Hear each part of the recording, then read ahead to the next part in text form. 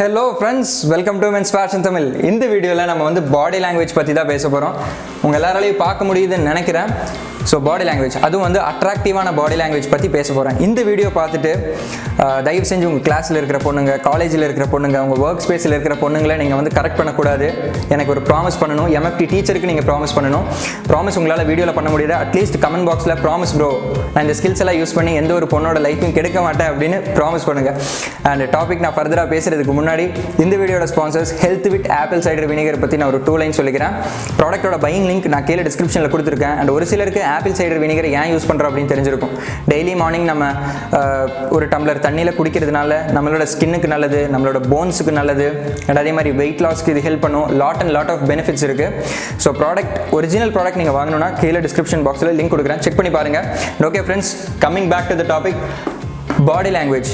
And இந்த topic நான் இன்னும் கொஞ்சம் நேரத்தில் வந்துடுவேன். அதுக்கு முன்னாடி நம்ம ஊரில் நிறைய பசங்க ஒரு மிஸ்கன்செப்ஷனோடயே இருக்காங்க.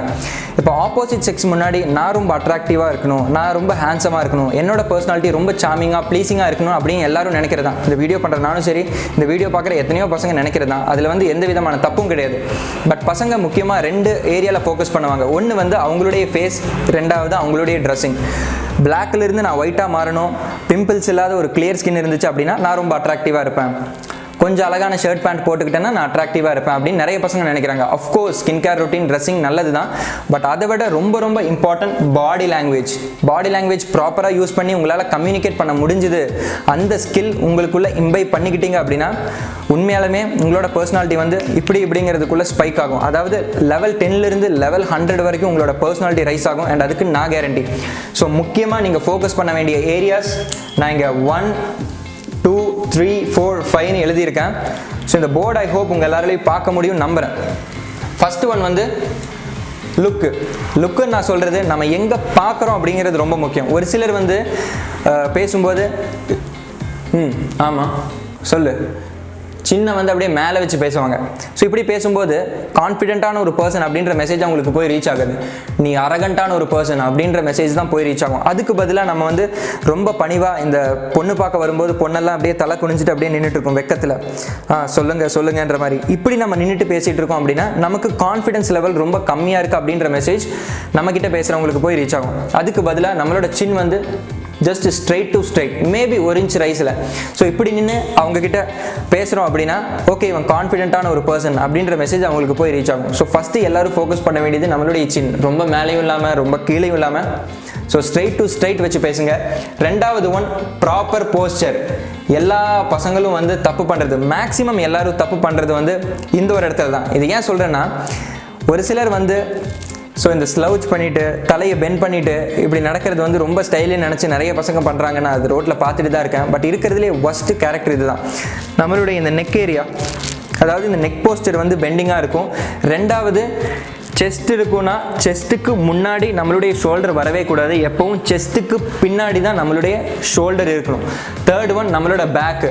ஸோ ஓவராலாக ஒரு கொஸ்டின் மார்க் மாதிரி இருக்கும் நம்மளோட பேக்கு. ஸோ இந்த ஒரு போஸ்டரோட நீங்கள் நின்னாலும் சரி, நீங்கள் நடந்தாலும் சரி, உங்களோட பர்சனாலிட்டியை நீங்களே வந்து ட்ராக் பண்ணி கீழே இழுத்துட்டு வர மாதிரி. ஸோ பெட்டர் கொஞ்சம் மேஸ்குலைனாக நில்லுங்க. இதுக்கு நான் உங்கள் எல்லாருக்கும் ஒரு சின்ன ஒரு டிப் சொல்கிறேன்.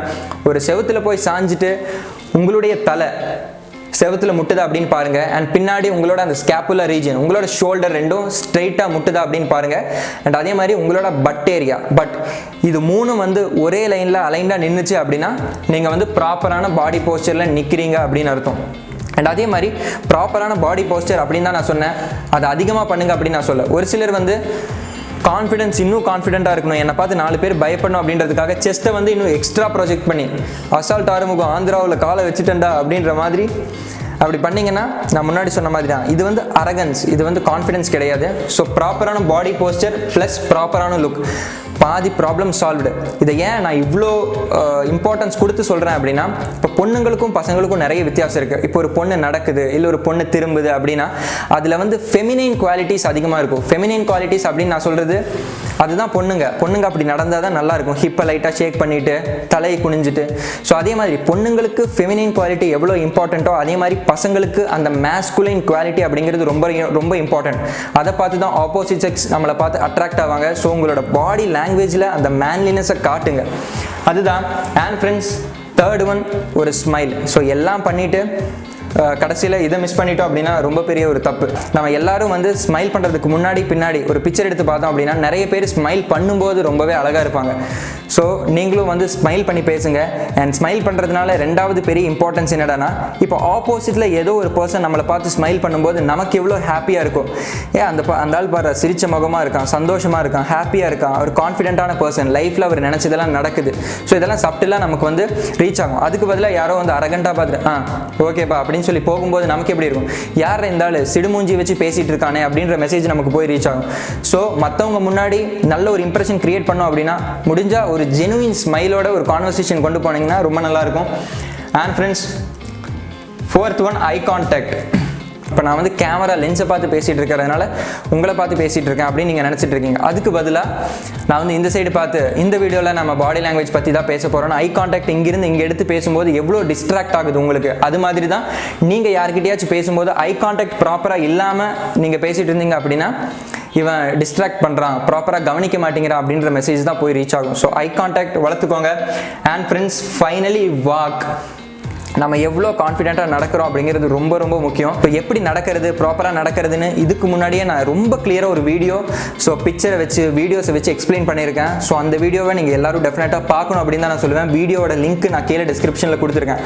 How to walk like a model. அந்த ஒரு வீடியோ பார்த்தீங்கன்னாலே ஆல்மோஸ்ட் உங்களோட இந்த எல்லா பாடி லாங்குவேஜ் டிப்ஸும் அந்த வாக்கிங்லேயே வந்து இன்க்ளூட் நான் பண்ணியிருக்கேன். ஸோ மறக்காமல் செக் பண்ணி பாருங்கள்.